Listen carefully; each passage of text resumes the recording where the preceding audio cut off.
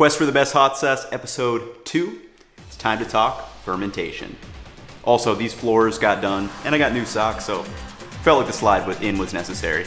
Anyway, let's talk fermentation.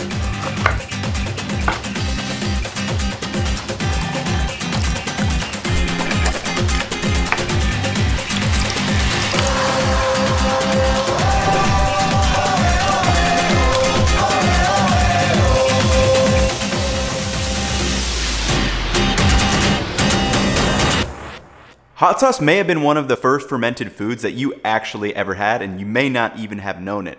So if you've ever had something like Tabasco, those are classically fermented. I have right with me just some, I don't even know what brand this is, but it's a pure Louisiana crystal hot sauce. And if you look at the ingredients on the back, the first thing that comes up is aged red cayenne peppers.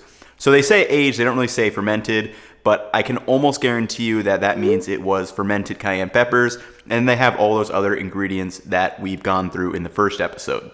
So to ferment peppers for hot sauce, it's actually really easy. And this recipe is basically just as easy as the one from last week, except you just have to wait, 10 to 14 days before your peppers are ready to go.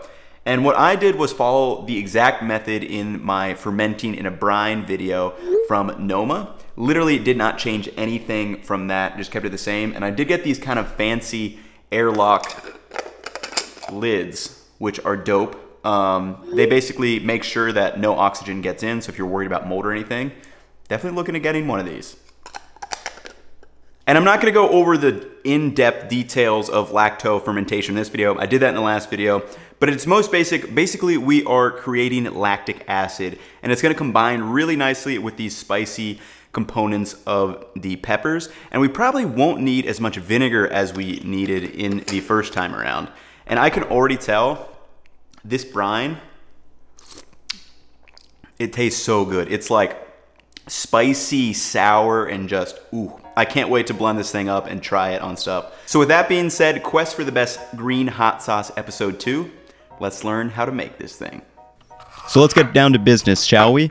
So to start, all you gotta do is cut up your peppers as we did last week. Cut off the tops, remove the stems, and then all I'm doing is cutting these into 8, so half, then into quarters, and then in half one more time.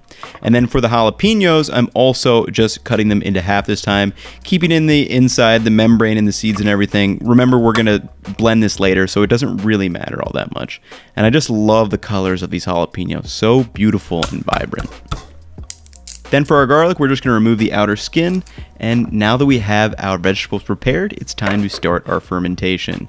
So like I said, this is the Noma method for fermentation in a brine. All I'm doing is throwing in all of my vegetables into this jar, and make sure that you zero your scale before you put the jar on, or else you'll have to restart like I did.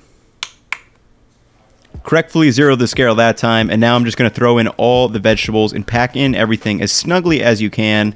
Don't be afraid to kind of crack down those peppers a little bit. It'll be all okay. Now we're just going to add water to the container until it fills up all the way and completely submerges our peppers and garlic. And at this point, you want to take a look at your scale, note that weight down, and then we're going to add 2% of that weight. So just do a quick calculation. So if it's 800 grams, you would do 2% of that in salt and add this to a bowl. Then you're going to pour the water from your peppers and into the salt bowl and just dissolve that mixture.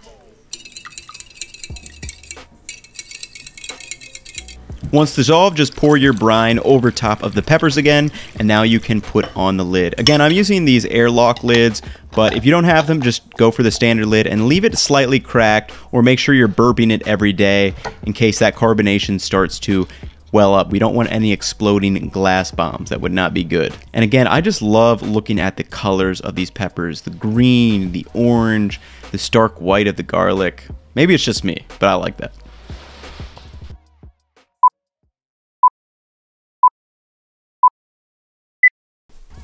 And this is about 12 days later. You should be test tasting your ferments about every 2 to 3 days as you go on until you write sourness. For me, I would say at least do 7 days. For this one, I think I did 12 days before I decided to blend everything up.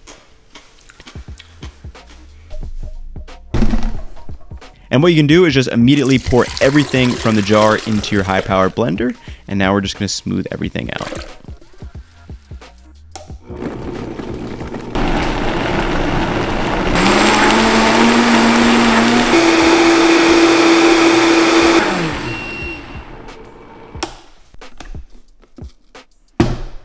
Once blended, this is the same process from last week. We're just gonna strain out and separate the pepper mash solids from the liquid.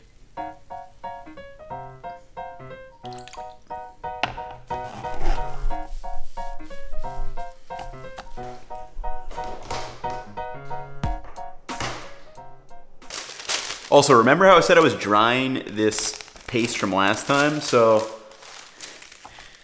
it's actually really funky. It's almost like seaweed now, like pepper seaweed or something. I don't know, it's a weird texture. I don't know what I'm gonna do with it. This time around though, I think I'm gonna make this extra pepper puree into like maybe like some kind of like a spread, maybe like a mayo, like a pepper aioli. Because that is good stuff. But yeah, this maybe like crunch for a sandwich or maybe a tortilla or something.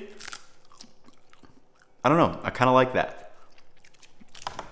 This time around, I think I'll make it into a mayo and I'll update you guys in the next episode, see what I use it for.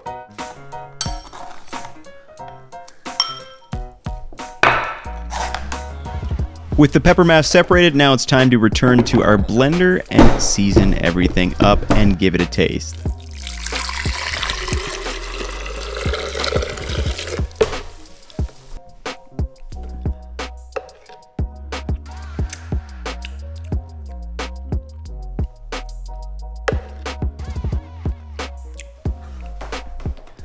So remember in the last episode where I said to add salt and vinegar first because those are the kind of key flavors that we want to come through? So for this one, we already have salt in the brine that was used to ferment it. And then we don't have vinegar, but we have lactic acid that was already created through the fermentation. And just tasting this now, I don't think it really needs any vinegar or salt. And then from sugar, I don't think it needs sugar either. I'm actually really digging how this tastes right now. It's got a nice tang to it. It's spicy. I'm just digging it. I think we're gonna go straight to the xanthan gum and then we're gonna bottle this thing up.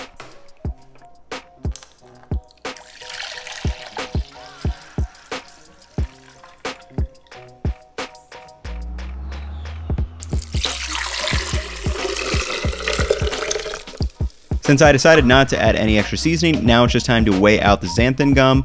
And like I said, make sure you're weighing this and being precise. You don't want to end up with goopy, snotty hot sauce. So for me, I ended up doing 1.5 grams of the xanthan gum and just added that to the mixture while it's blending.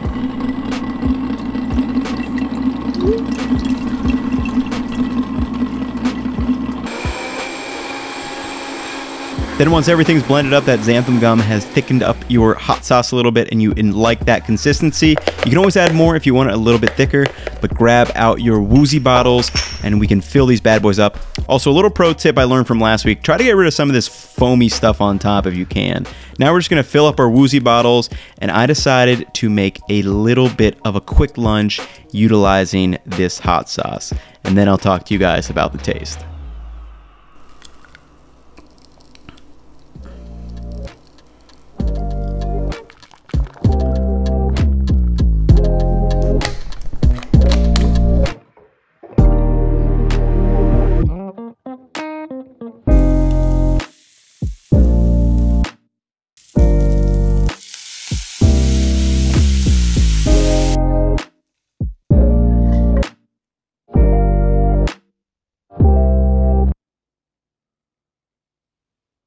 And right out of the bottle, I love the tanginess that the fermented one has.